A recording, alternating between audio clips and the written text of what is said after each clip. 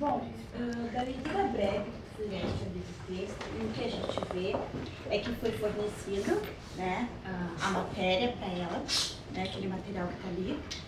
E o que acontece? Através daquele, não seria um conceito, mas da vivência dela, ela agiu, né, manipulou aquele material. Mas em nenhum momento tu fala que o professor diz, coisa que a gente escuta, tá? Vamos fazer uma minhoquinha, vamos fazer uma bolinha. Então, assim, não precisou nada disso. E a criança mostrou que ela tinha capacidade de manipular aquele material. Né? E além disso, ela fazendo, ela está compartilhando e as crianças vão trocando falas, né? Dependendo da faixa etária, mas assim, eles vão trocando falas e vão passando informações, porque eles questionam, perguntam onde foi, onde tu viu. E do ponto de vista da estrutura da narrativa, porque aqui é o que a gente está entendendo do contexto. É como tu disse, quer dizer, provavelmente a professora não mandou fazer minhoca, não tem nada a ver com isso. Não tem uma minhoquinha só de massa, tem muita massa, que isso faz toda a diferença. Tá. Mas o que eu queria que vocês focassem agora do ponto de vista dessa narrativa, o que chama a atenção de vocês? A observação da professora em cima da ação da criança. Só da ação? Do conhecimento que ela trazia. Do contexto dela. Do contexto da vivência, quer dizer, essa professora no mínimo conhece a criança, porque tem uma história quando ela sabe que essa criança vai ao Marrocos, ou porque ela entendeu isso naquele momento, perguntando para ela o que é que, como é que, nossa, como você sabe amassar bem essa massa? É que eu faço pão com a minha avó, quer dizer, pode ser nesse contexto que aparece isso. Mas tem relação, tem diálogo, não é uma coisa simplificada do ato da criança, não se simplifica a experiência da criança. E não é que se inventa alguma coisa aí, né? Não, tem uma coisa que nasce dessa relação. Então, tem uma observação sobre o que está acontecendo, tem uma observação a partir de um contexto e tem uma valoração dessa observação, né? Podia ser só amassar. Podia ser só... Eu podia, aliás, dizer... mas ela não faz ainda a minhoquinha. Podia ser, dependendo da minha perspectiva de criança e professor, podia estar nesse lugar. Podia ser uma descrição só científica, tipo assim, do ato da criança ali. Que não é científica, né? Que é lá. purista, assim, Isso. sei lá. Bom, e aí... mas não tem uma outra coisa, né? Que implica essas questões. Que mais? O que mais chama a atenção de vocês? Que concorda, que acha bom, que acha ruim? Tá, Acho legal. Vai ali. tá, assim, quando fala nesse exemplo, mas outro exemplo, quando a criança... Não, vamos ficar nesse exemplo, porque eu quero que a gente analise ele. Tá? Que é o que a gente tem em comum aqui para partilhar, por hora. Falando do texto, eu acho que não tem previsão. Ele é centrado naquele presente. Do que aconteceu. Naquele ato. Não tem assim, futuramente ela vai poder fazer por ser seu movimento de pinça estará desenvolvido. Isso. Não tem que ter...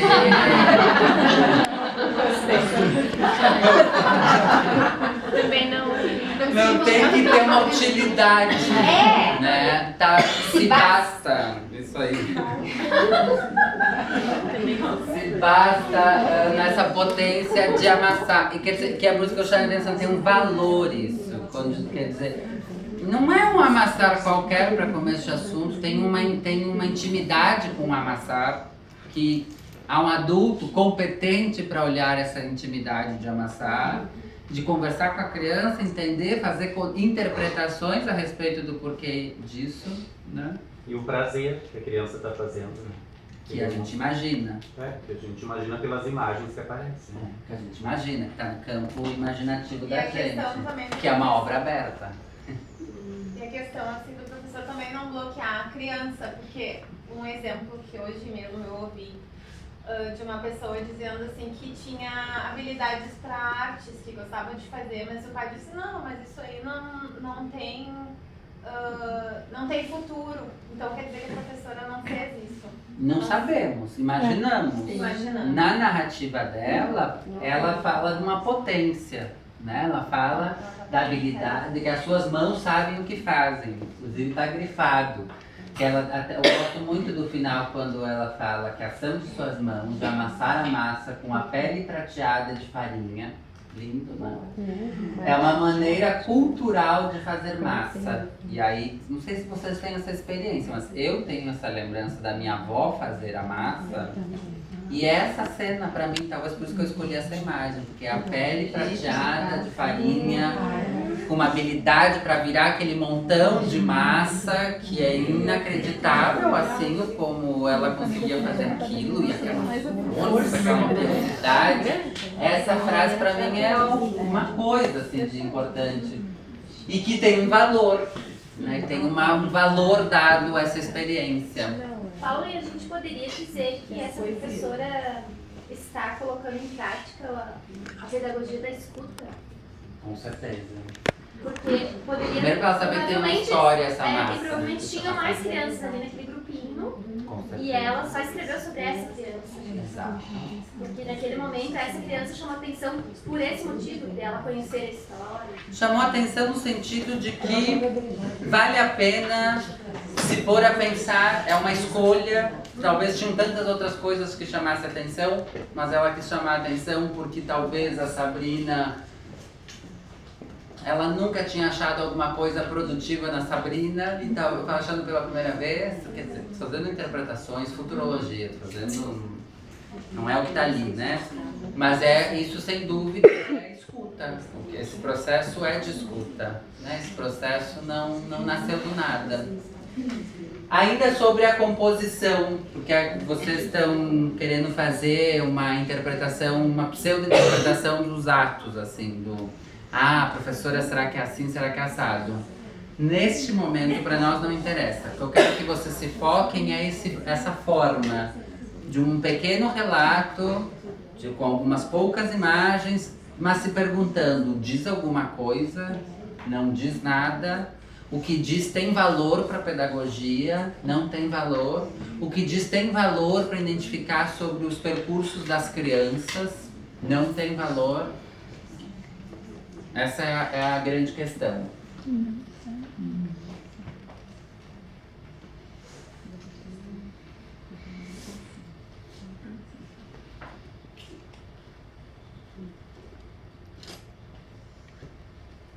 Eu penso também que algumas pessoas, quando se referem a relatórios sobre crianças, dizem assim, que não, é uma expressão que se usa assim, não se enxerga a criança. As pessoas dizem assim, não se enxerga a criança, tu não consegue identificar exatamente de qual criança o professor está falando. E aqui é muito bonito, né? Porque ela entrou na singularidade da vida, da trajetória dela com a família, desse conhecimento que ela adquiriu, que não foi na escola, mas que foi com essa família, que ela consegue captar e que naquele momento ela consegue enriquecer, né? A presença dela enriquece o grupo, porque ela, quando ela fala com mãos, com conhecimento, alguma coisa assim, ela também está dizendo de alguma maneira que surpreendeu ela, porque uma criança pequena não teria esse conhecimento, essa segurança, né? Então ela faz um reconhecimento a Sabrina, né, nela, na singularidade dela, né, e que acaba enriquecendo o grupo todo. Mas como família, eu acho que a mãe diria, nossa, é isso, né? Essa é minha filha, está articulado com uma atividade da escola, então ela conseguiu fazer isso, né? Ela conseguiu fazer eu proponho, mas o Paulo que está aqui, que tem essa história, recebeu dessa forma, por causa disso, e fez dessa forma, e isso acabou trazendo novos elementos, né? Potencializando a atividade, né? Então... Silvana. Não, é justamente isso que eu estava pensando antes também, assim, como essa professora, a importância que ela dá para a Sabrina, o respeito que tem pela Sabrina, pela história da Sabrina, pela cultura da Sabrina, a sensibilidade e até o sentido poético que a professora coloca, me traduz uma visão muito respeitosa da Sabrina, né? não se preocupou muito, não está preocupada se isso está dentro ou não está dentro do currículo, se isso faz parte ou não faz parte, enfim, da educação infantil, dos fazeres dentro da escola, mas faz parte da Sabrina, né? De uma coisa que a Sabrina gosta de fazer, vem dela isso, ela traz isso muito forte com ela e provavelmente isso para ela é um orgulho, a Sabrina ver essa história em algum lugar na escola, ou ver essa história compartilhada com outras crianças e com outras famílias. E isso valoriza tanto a Sabrina como enquanto criança e depois como, enfim, como ser humano, como adulto, porque vai fazer toda a diferença. E também traduz esse olhar da professora, quer dizer, essa escola, essa professora respeitam a criança. E a gente poderia, só para amarrar, a gente poderia dizer que em alguma medida, embora esteja falando da Sabrina, isso também fala sobre outras crianças, em alguma medida, no sentido de que fala de uma experiência, uma materialidade, com uma forma de construir um conhecimento, Fala de outras crianças ou não? É só da Sabrina? É reduzido a criança? Ou a Sabrina é emblemática, ela está aqui metaforicamente representando tantas Sabrinas que têm uma potência, que têm uma intimidade com determinadas coisas, que nem necessariamente a massa. Eu acho que essa é a grande habilidade, e eu acho que é uma habilidade minha, porque ela focou uma situação particular, as fotos estão muito claras, a gente olha, enxerga o que é. E isso é difícil, porque a gente acaba, às vezes, nós, quando fizemos naquela nossa reunião, batemos fotos com um monte de coisa, então a informação não ficava clara, mas no texto ela sai do mínimo para fazer pensar sobre mãos que pensam, sobre o significado daquela atividade, saindo da Sabrina. Então, eu acho que essa é a grande habilidade da minha história, que é difícil de conseguir fazer. E uma escolha pedagógica, né? Porque um certo dia é proposto a um grupo, né? Revela que tem intenção, que tem intenção, que foi proposto, foi para mais crianças. Adriana. Não, e assim, dentro da proposta, né, a possibilidade que a criança teve de poder se expressar, né? Então, às vezes você vai desenhar até aqui, vai sujar a mesa, né? Não, ali ela pôde colocar isso, mas o que eu queria falar mesmo é bem técnico, assim. Eu tenho, acho que 3 dúvidas, vamos pensar assim, bem da construção textual, né? A gente tem visto muitas mini-histórias e produzido algumas na escola e eu sempre tenho aquela visão de que o texto tem que ser um pouco menor, um texto mais sucinto, né? Esse eu já achei muito maior do que os que eu estou acostumando produzindo. A outra questão é essa questão poética, que para mim acaba confundindo um pouco o entendimento, tá? Eu acho assim que uma coisa é tu rebuscar e trazer coisas, né? Outra coisa é trazer a farinha ali que realmente, né, esse brilho, eu não consigo lembrar o que estava escrito ali, prateado, né, tem a ver com algo que está constituído lá, né, não simplesmente uma invenção da professora para rebuscar. E a outra questão aí é a presença do nome Sabrina, que eu acho que eu tenho o entendimento de que é importante trazer o nome das crianças envolvidas. E aí a pergunta para ti é ou não, porque também existe essa possibilidade de fazer mini história sem identificação, sem trazer o nome das crianças, mas acho que o nome das crianças é o que diz o que tá. Tem sujeito. Tem que ter, né? Primeiro que assim, a gente tem que se perguntar um pouco de qual é a serventia disso tudo, né? Pra mim é um pouco de... Eu fico imaginando a Sabrina 10 anos depois lendo isso, para começo de assunto. Isso é a minha história. Alguém viu algo que talvez nem eu soubesse que existisse dessa minha intimidade com a massa. E talvez hoje explique, inclusive, por que eu faço massa também. Fazendo uma super interpretação. Mas assim, eu acho que por isso. Segundo, porque nós não estamos fazendo uma pesquisa sigilosa que não pode ter nome identificado, não, tem crianças concretas ali, não é? Embora ela possa representar, que é a pergunta que eu fiz anteriormente, ela possa acabar sendo metaforicamente a representação de muitas Sabrinas, neste caso tem uma Sabrina concreta ali que amassou a massa, né? Então eu sou a favor disso. Por exemplo, acho que, para mim, por que eu escolhi essa mini história? Porque ela traz tudo que eu acho importante para a gente discutir. Primeiro, a brevidade dela. Acho que esse é um tamanho de texto e quantidade de imagem muito suficiente para eu poder contar uma rapsódia da vida. O que é rapsódia na literatura? É um fragmento poético. Poético, não confundem com rima de palavra, tá? Não é isso. Poético é a poiesis, a poética que vem da ideia da poiesis, está lá no início no sentido da criação, do fazer, do feito, do ato. É aí que está a poesia, aí que está a poiesis. Não é uma combinação de palavras. O floreio, que nos parece às vezes ter, que às vezes a gente confunde, é uma habilidade ou inabilidade de escrita, né? A poética, para mim, que tem nesse texto e nestas imagens, tem a ver com essa potência de ação das crianças que está ali, com essa potência de criação das crianças. Então tem essa brevidade de texto, tem uma relação texto-imagem que para mim é muito importante, que é uma dúvida que eu fico me fazendo. Assim, eu tenho uma dificuldade muito grande de selecionar imagens, porque eu fico apaixonado por elas, eu gosto de todas.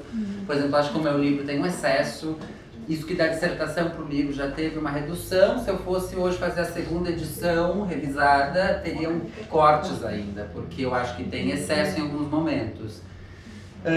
O escolher, e o Oielos me falou isso, inclusive, o escolher as imagens, ele é um ato de conhecimento. Então, aqui que está um exercício de reflexão. Por que eu escolho essas para compor essa narrativa e não outras, né? Então tem uma questão que para mim é potente aqui, que é da brevidade das imagens, também, de ter poucas imagens, e da relação imagem e texto, porque tem uma narrativa do texto que é essa, que é do grau de interpretação do professor, porque tudo isso é uma interpretação do professor, não é uma verdade sobre a Sabrina.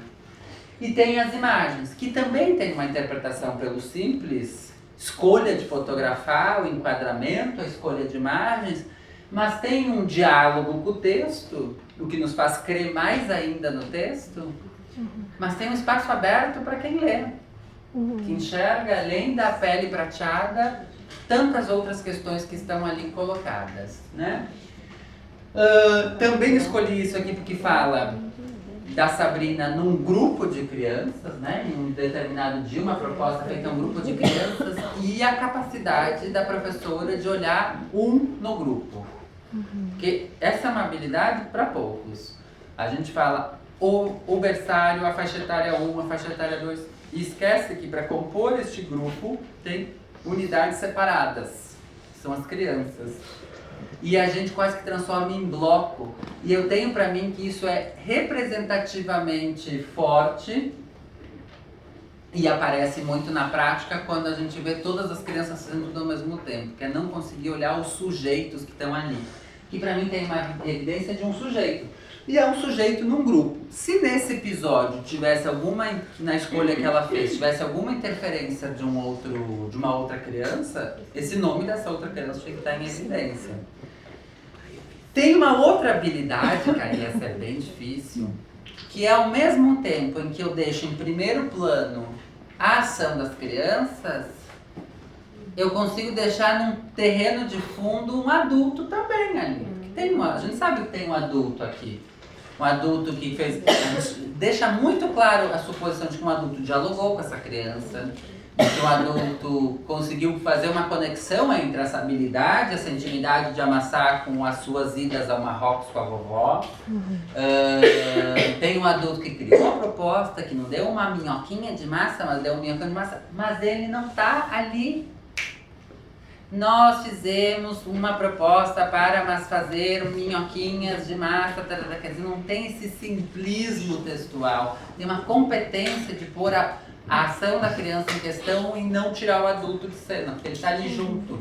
A diferença é que nessa relação de figura e fundo, imaginemos que aqui é a criança, aqui fundo e aqui é o professor, e o que ele cria. Em geral está assim, eu fiz isso, a resposta foi essa. Nesse caso está assim. Ação da criança, mas tem um fundo aqui atrás, que é um adulto absolutamente competente que criou esse cenário todo e essa interpretação. Então, para mim, ela reúne essas informações que eu acho muito pertinentes para a reflexão dessa mini história.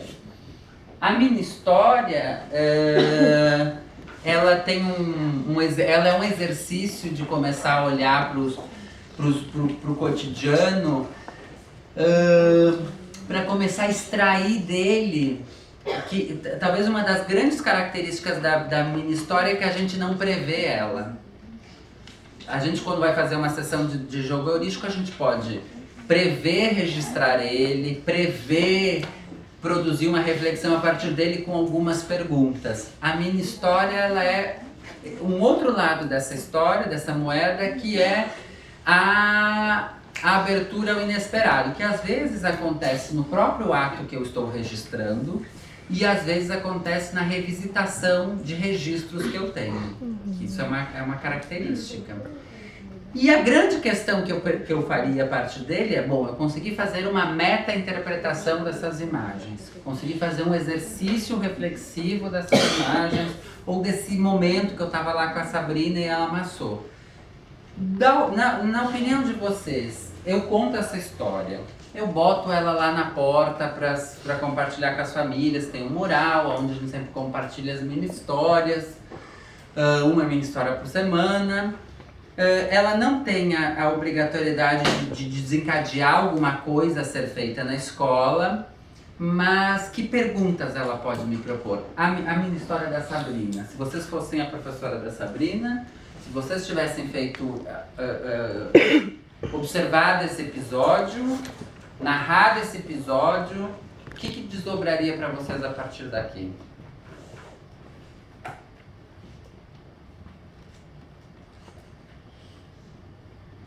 O que é esse texto, Mãos que Pensam? O que essa competência da Sabrina de amassar pode ter sentido ou nos propor alguma coisa para pensar, não é para fazer projeto com as crianças, tá?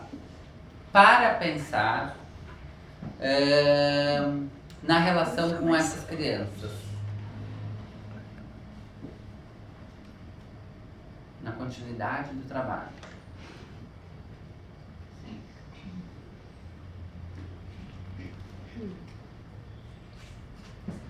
Tentar. Claro. É porque nem eu sei, né? Eu fico pensando que aquilo que muitas vezes a gente já conversou, de que para eu adquirir essa habilidade com as mãos, não vai ser na primeira vez. Essa criança, por muitas vezes, ela pode ter participado do momento de fazer pão com a avó. E assim como argila, assim como outros materiais, quando tu falaste de outros materiais, eu fiquei fazendo essa relação também. Não é na primeira vez que eu vou tentar montar algo tridimensional com argila que eu vou conseguir manter em pé. Né? Uma bicicleta, né? Que lá a Marita tem as bicicletas lá, que eu fico encantada com aquelas bicicletas de argila. Você é da minha turma de... Isso, tá. Não era da tua, não foi dessa última. Lá na brinquedoteca, sim, E o quanto que foi difícil, porque não é fácil tu montar uma bicicleta numa vez que tu tenta, né? Então eu fico fazendo essa relação. E eu fiquei pensando também se a gente pode fazer essa relação com os valores que a Carla Rinaldi traz, né? De dar valor ao que da criança sair do anonimato, né? Que quando tu falaste que daqui uns anos ela vai ver isso, né? Então, e nem precisa, porque agora ela vai ver isso lá na parede, e sou eu que tô ali, né? Então eu saí do meu anonimato e a professora me enxergou, a professora viu que eu tenho lá. Dá um beijo, muito bem, tá? De parabéns. Essa pra mim é a grande questão. A primeira que falou sobre tudo. Que perguntas pode me desdobrar para a minha relação com as crianças? De que a experiência não morre em si mesma, que ela não nasce e morre em si mesma, que ela tem continuidade. Quer dizer, que outros entrelaçamentos existem entre a experiência privada, pessoal das crianças, fora da escola, com aquilo que acontece dentro da escola? Ou que outras circunstâncias de outras situações da escola a gente enxerga se conectando e aparecendo nas cenas cotidianas da escola. Eu acho que a grande questão que uma história como essa desdobraria, eu vou exatamente na linha do que tu falou, essa para mim é exatamente o caminho que eu seguiria, é se dar conta que, primeiro, que tem uma continuidade nos processos de aprendizagem das crianças, e segundo, que o processo de conhecer não é da mente, que o processo de conhecer é do corpo inteiro, das mãos que pensam. Porque aqui é uma ruptura, gente, do ponto de vista teórico, incrível, porque a gente diz que a mente pensa, que a cabeça pensa, o corpo faz. Aqui é um convite para a gente pensar que é o corpo que pensa, a mão pensa. A memória está naquela mão. Exatamente. Que ajuda a avó, que está retomando isso, e que tem alguém valorando, narrando, para pegar o Ricardo, narrando, criando sentido para a minha experiência com a massa. E aí, como é que eu quero que uma criança trabalhe com a massa sentada? Tem que ser sentada.